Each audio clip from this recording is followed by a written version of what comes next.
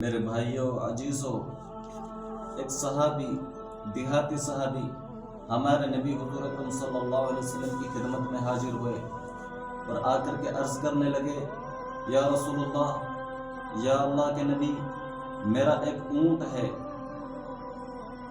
جو مجھ کو سونے نہیں دیتا، مجھ کو رات میں پریشان کرتا ہے۔ میں اس کے چارے کا، اس کے گلے کا، اس کے پینے کا سب نظام رکھتا ہوں، ساری سہولت میں اس کو دیتا ہوں، اس کو کسی چیز کی کمی نہیں ہے، لیکن وہ مجھ کو رات میں آرام نہیں کرنے دیتا،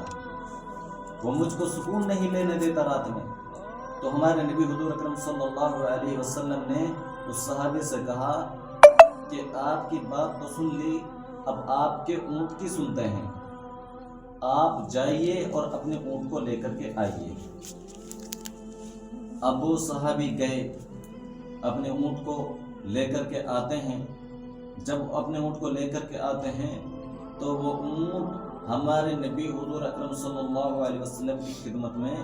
دو جانو ہو کر کے بیٹھ جاتا ہے۔ جس طریقے سے تشہد کی حالت میں بیٹھتے ہیں، وہ اونٹ اس طریقے سے ہمارے نبی حضور اکرم صلی اللہ علیہ وسلم کی خدمت میں بیٹھ جاتا ہے۔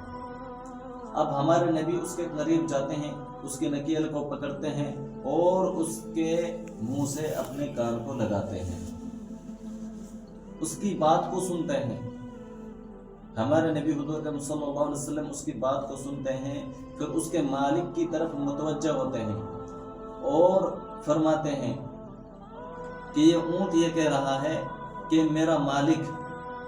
مجھ پر جتنا وزن لادتا ہے میں اس سے ہٹ نہیں کرتا،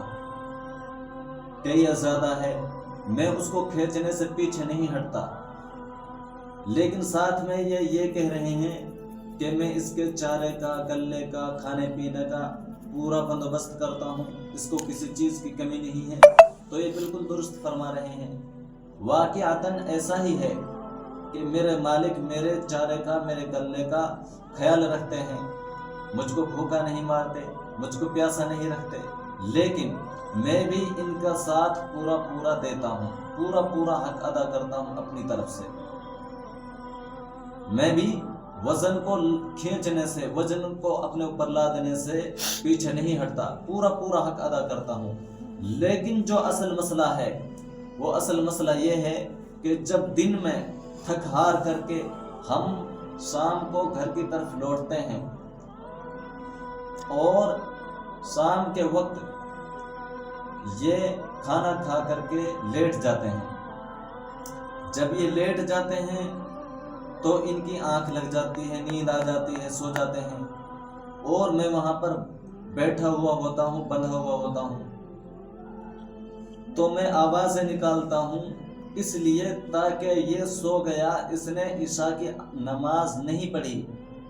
اس کی عشاء کی نماز قضا ہو رہی ہے، تو میں اس ڈر سے آوازیں نکالتا ہوں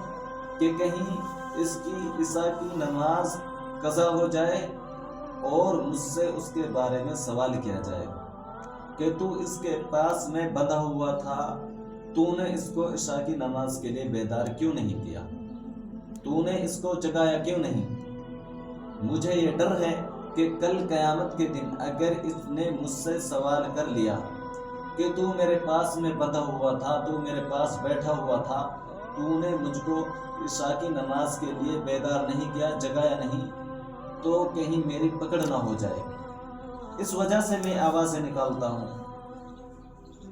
وہ جانور ہے، اونٹ جس کو ہم بولتے ہیں، وہ اونٹ جانور ہمارے نبی حضور اکرم صلی اللہ علیہ وسلم سے یہ شکایت کر رہے ہیں کہ یہ عشاء کی نماز پڑھے بغیر سو جاتے ہیں۔ ان کو یہ خیال ہے کہ اگر مجھ سے سوال کیا گیا کل قیامت کے دن میدان محشر میں تو میں جواب نہیں دے پاؤں گا، میری پکڑ ہو جائے گی۔ لیکن میرے بھائیوں، آج ہم اور آپ اشرف المخلوقات ہوتے ہوئے اللہ تعالیٰ نے ہر چیز ہم کو عطا کی ہے، اللہ تعالیٰ نے ہم کو ذہن دیا، دماغ دیا، دل دیا، تمام چیزیں دی، سوچنے کے لیے عقل و دانش مندی دی، اللہ تعالیٰ نے ہم کو دل و دماغ سے اللہ تعالیٰ نے ہم کو مزین فرمایا ہے، لیکن ہم اپنے بھائیوں کی فکر کرنے کے بجائے خود ان فرائض میں سستی اور غفلت کرتے ہیں۔ ہم دیکھ سکتے ہیں اپنے اوپر، اپنے آپے کو ہم دیکھ سکتے ہیں، اپنے اوپر نظر کر سکتے ہیں کہ ہم اللہ تعالیٰ کے فرائض کو کس طریقے سے بجلا رہے ہیں۔ مؤذن کہتا ہے حی علی الصلاۃ، آؤ نماز کی طرف، حی علی الفلاح، آؤ کامیابی کی طرف، لیکن ہمارے دل و دماغ میں، ہمارے ذہن میں جو بات جم چکی ہے وہ یہ ہے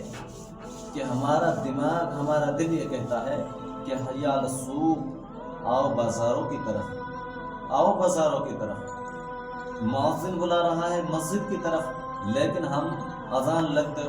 وقت، اذان کے وقت ہم چلتے ہیں بازاروں کی طرف۔ ہونا تو یہ چاہیے تھا کہ ہم اللہ کے گھر کا رخ کرتے، لیکن ہم جنگل کا رخ کرتے ہیں، ہم مارکیٹ کا رخ کرتے ہیں، ہم اپنی دکان کا رخ کرتے ہیں۔ ہمارے اوپر جوئیں تک نہیں رینگتی